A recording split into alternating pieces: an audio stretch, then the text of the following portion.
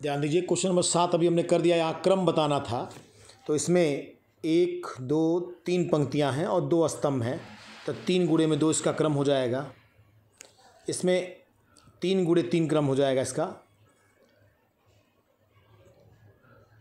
3 पंक्तियाँ 3 स्तंभ, तो इसका क्रम 3 गुणे में 3 हो जाएगा।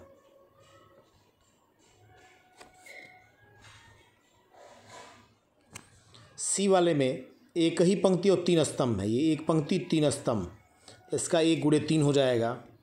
ऐसे ही डी का, ई का, एफ का आप क्रम लिख लेंगे। अब क्वेश्चन नंबर 8 में हमने बताया था बेटा, 2 आव्यूहों की समानता। 2 आव्यूह समान तभी होंगे जब उनका क्रम समान हो और संगत अवयव बराबर हो। तो यहाँ 8वां का एक पार्ट हम कर दे रहे हैं, शेष आप लगा जाएंगे। ये कह रहा है कि यह आव्यूह इस आव्यूह के बराबर है।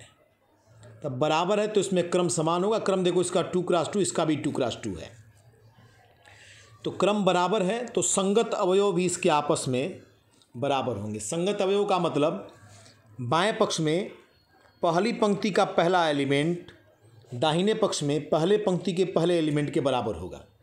तो 2x धन y बराबर 10 हो गया।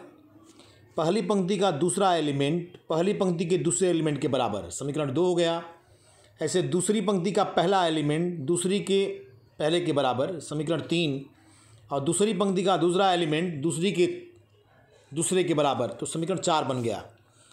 अब इस प्रकार 3 अज्ञात राशियां हैं x y z और 4 समीकरण हैं। एन केन प्रकारेण सॉल्व करके x y z का मान निकाल लेंगे।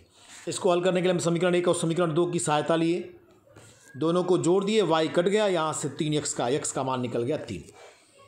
x का मान समीकरण 1 में रखकर हमने y का मान निकाल लिया, और x का मान समीकरण 3 में रख करके यहाँ से z का मान निकाल लिया। रिजल्ट आ गया x बराबर 3, y बराबर 4, z बराबर 1।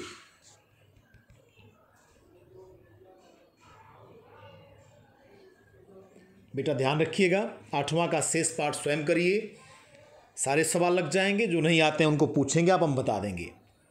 फिर सुनहरा अवसर आपको इससे अच्छा नहीं मिल सकता है। परीक्षा को ध्यान में रख करके नोट्स आप जरूर बनाएंगे। बढ़िया नोट्स में एक और से प्रश्न करवा रहा हूँ, ध्यान से समझिए, और जो बता रहा हूँ समझ जाएंगे। घर कॉपी पे करेंगे, सारे क्वेश्चन समझ में आ जाएंगे, अच्छे से समझ में आ जाएंगे। और मैं आज के बाद फिजिक्स भी पढ़ाऊँगा। क्वेश्चन नंबर 9 भी आप स्वयं घर अपने कर लेंगे।